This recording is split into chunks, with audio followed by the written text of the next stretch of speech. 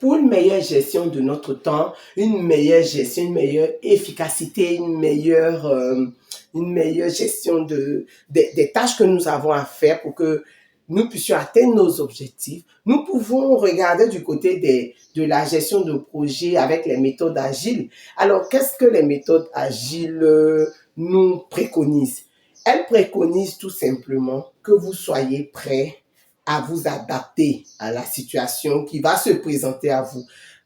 Certainement, il y a certaines choses qui sont sous votre contrôle, mais il y a un grand nombre de choses dans l'environnement qui ne sont pas forcément sous votre contrôle.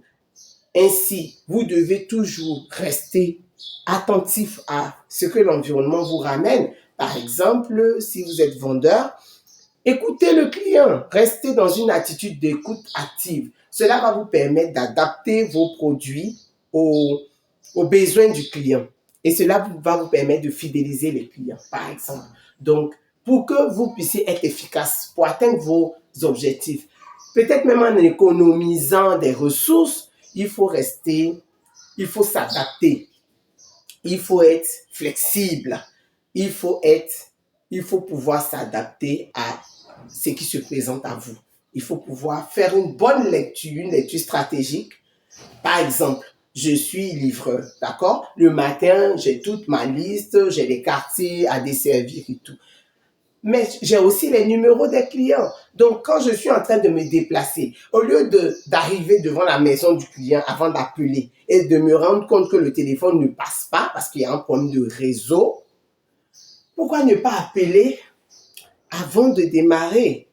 Informer que je viens vers vous, voilà, je serai là dans tel nombre de minutes, par exemple. Le client pourra vous donner des informations en temps réel. Peut-être même qu'il s'est déplacé, qu'il est encore plus proche, à un point où il est plus proche de vous. Vous pouvez juste le croiser à un carrefour et puis faire votre transaction, lui remettre ses affaires et puis vous avez accompli la tâche.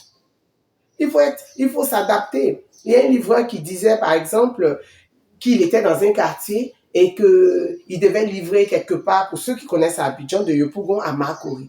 Alors, la cliente voit que c'est vraiment très loin et on discute le tarif et tout. Mais après, il se rend compte que, mais attention, au lieu de prendre la moto pour faire le tour là, pour traverser tous les ponts et tout, mais pourquoi est-ce que je ne garde pas ma moto et que je ne prends pas simplement le bateau-bus qui passe sur la lagune et qui me permet de rallier l'autre quartier? L'essentiel, c'est de pouvoir livrer à temps ce pourquoi on m'a mandaté, le colis.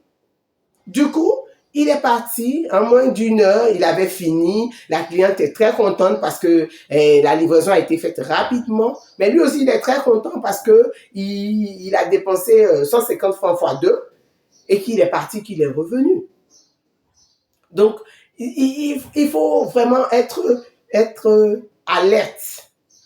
Et cela va vous permettre d'économiser du temps, d'économiser des ressources. Ne restez pas figé sur vos méthodes. Soyez flexible dans la mesure du possible.